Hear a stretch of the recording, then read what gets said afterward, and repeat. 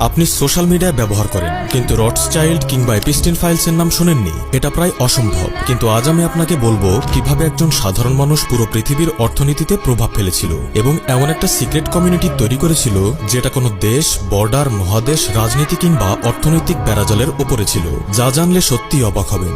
1780-র দিকে জার্মানির ফ্র্যাঙ্কফুর্ট শহরে একটা নির্দিষ্ট এলাকা ছিল যেখানে ইহুদিরা বাস করত। সেই এলাকারই একজন মায়ার রথস্চাইল্ড। তিনি তখন একটা ছোট্ট কাস্টিং হাউস চালাতেন। স্থানীয় ব্যবসায়ীদের ছোট ছোট লোন দিতেন, অর্থাৎ সাধারণ একজন মানুষ। কিন্তু তার মাথায় ছিল অসাধারণ এক দূরদৃষ্টি। তিনি বুঝতে পেরেছিলেন ভবিষ্যতে পৃথিবীতে সবচেয়ে বড় সম্পদ তৈরির মাধ্যম হবে যুদ্ধ, এবং যুদ্ধ থেকে সুবিধা নিতে হলে তার দরকার একটাই জিনিস, নলেজ, অর্থাৎ কোনো কিছু ঘটার আগেই কি ঘটতে চলেছে তা জানার ক্ষমতা।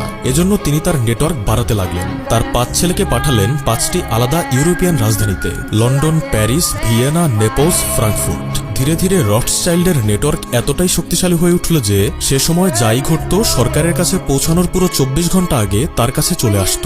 এবং এই নলেজই একদিন ইতিহাস বদলে দিল।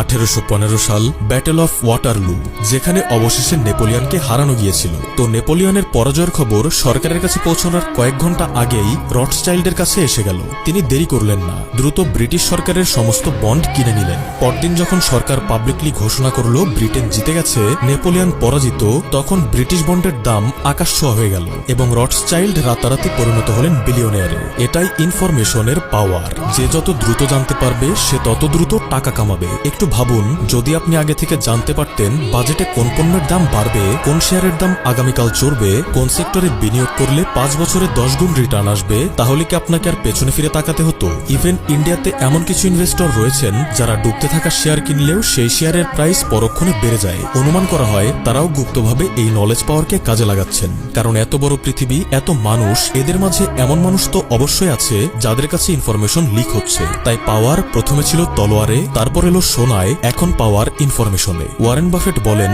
The more you learn the more you earn, অর্থাৎ যত বেশি জানবেন তত বেশি কামাবেন। এরপর রথস্চাইল্ড এই নলেজকে কাজে লাগিয়ে প্রতিটা যুদ্ধ থেকে সুবিধা নিতে থাকলেন এবং এমন একটা কমিউনিটি তৈরি করলেন যার ক্ষমতা ও প্রভাব চিন্তারও বাইরে। সেই কমিউনিটির অনেক তথ্য আপনারা এপিস্টিন ফাইলসের মাধ্যমে জানতে পেরেছেন। যাই হোক, আমি এখন পর্যন্ত যা বলছি এই প্রতিটা কথাই ঐতিহাসিক নিয়াল ফার্গুসনের বইয়ে সম্পূর্ণরূপে ডকুমেন্টেড। তাহলে দ্বিতীয় নিয়মটা দাঁড়ালো কি, যে আগে জানে সে আগে যেতে। নলেজ শুধু পড়াশোনার জন্য নয়, নলেজ হলো পৃথিবীর সবচেয়ে বড় অস্ত্র, সবচেয়ে বড় বিনিয়োগ, সবচেয়ে বড় সম্পদ। তাই সঠিক মানুষের সাথে থাকুন, সঠিক তথ্য আগে পান এবং সঠিক সময়ে সিদ্ধান্ত নিন। নিয়ম 3।